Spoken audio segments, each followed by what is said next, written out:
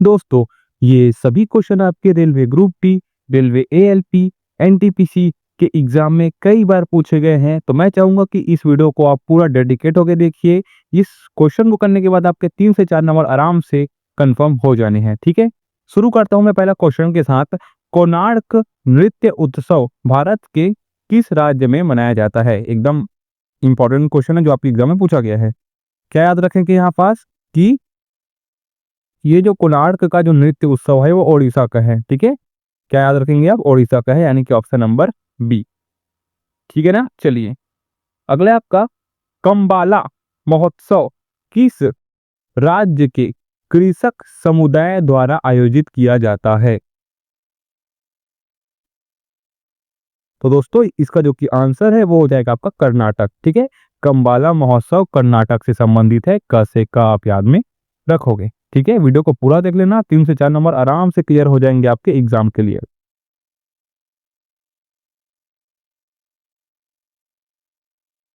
अगला है आपका, निम्नलिखित में से किस त्योहार को विजय उत्सव के नाम से जाना जाता है?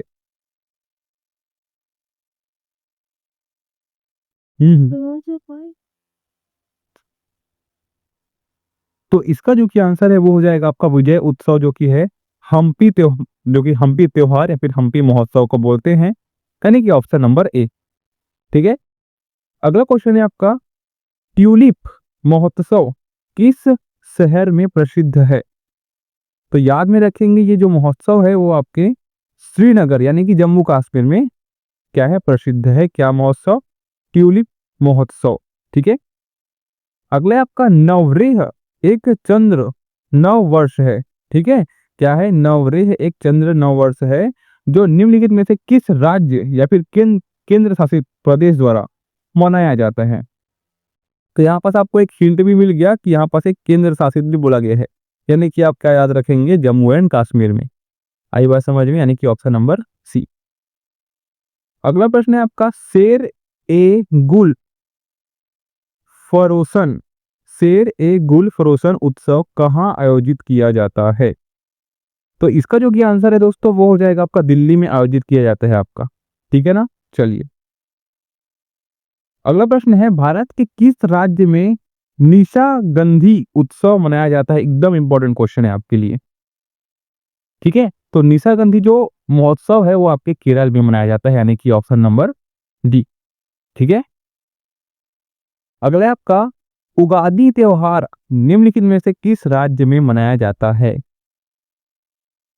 तो भाई जो उगादी जो त्योहार है वो आपके आंध्र प्रदेश से संबंधित है, याद में रखेंगे। क्या? Option number A. अगला प्रश्न है आपका, अंतर्राष्ट्रीय रेत कला उत्सव किस राज्य में आयोजित किया जाता है? बताइए। तो ये किया जाता है आपका रेत कला, समझ जाओगे आप, ओडिशा में। ठीक है, ऑप्शन नंबर डी। अगला क्वेश्चन है, विश्व का सबसे बड़ा पठार कौन सा है?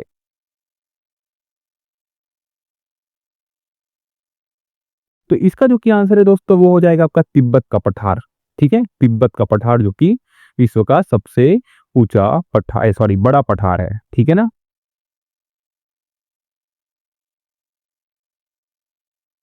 चलिए, अगला प्रश्न है दोस्तों, प्रसिद्ध पुस्तक the God of small thing के लेखक, इंपॉर्टेंट है भाई ना, याद रखोगे। तो ये हो जाएगा आपका, क्या हो जाएगा? अरुंधति रॉय। ठीक है, प्रसिद्ध पुस्तक the God of small thing के लेखक अरुंधति रॉय है, यानी कि ऑप्शन नंबर सी यहां पास सही हो जाएगा। अगला प्रश्न है, G20 का गठन कब हुआ था? तो इसका जो क्या आंसर है वो याद रखेंगे आप, सन 2000 में। ठीक है, G20 का जो गठन है वो सन 2000 में हुआ था, यानी कि ऑप्शन नंबर सी। अगला प्रश्न है, अहमदाबाद शहर किस नदी के तट पर स्थित है? ये क्वेश्चन कई बार आपके रेलवे ग्रुप डी में पूछा गया है, प्रीवियस ईयर क्वेश्चन में। याद रखेंगे, साबरमती नदी जो कि अहमदाबाद शहर के स्थित है। ठीक है, अगला क्वेश्चन है, आईपीएल की शुरुआत किस वर्ष हुई थी? हाँ, तो याद में रखेंगे आईपीएल की जो शुरुआत है वो साल 2008 में हुई थी। ठीक है, कब हुई थी? साल 2008 में, यानी कि ऑप्शन नंबर बी। अगला प्रश्न है दोस्तों, केरल राज्य का स्थापना किस वर्ष की गई है? फिर केरल राज्य की स्थापना दिवस। तो इसका जो क्या आंसर है वो हो जाएगा आपका ऑप्शन नंबर डी, 1 नवंबर 1956 को। कब? 1 नवंबर 1956 को, यानी कि ऑप्शन नंबर डी। अगला प्रश्न है, भारत के पड़ोसी देश भूटान की राजधानी क्या है? तो देखिए, भूटान की जो राजधानी है वो है आपकी थिम्फू। क्या है आपकी? Thimphu, option number A. अगला प्रश्न है, the diary of a young girl. ये इंपॉर्टेंट है, मैं बार बार बोल रहा हूँ आपको। अगर मेरे चैनल पे आप वीडियो देख रहे हो, प्रश्न देख रहे हो, तो मैं जो इंपॉर्टेंट है बोल रहा हूँ उसको आप एकदम तरीके से प्रिपेयर कर लेना, क्योंकि ये आपके एग्जाम में पूछे ही जाएंगे। ठीक है, तो भाई the diary of a young girl जो कि आत्मकथा है वो आपकी है एनी फ्रैंक की। ठीक है, एनी फ्रैंक की, यानी कि ऑप्शन नंबर डी। अगला प्रश्न है, गुरु बिपिन सिंह किस शास्त्रीय नृत्य शैली से संबंधित हैं? क्या है भाई? ऑप्शन नंबर क्या लेंगे आप? मणिपुरी। क्या बोलेंगे? गुरु बिपिन सिंह मणिपुरी शास्त्रीय नृत्य से संबंधित है, यानी कि ऑप्शन नंबर ए। अगला क्वेश्चन है, पंडित किशन महाराज का संबंध किस वाद्य यंत्र से था?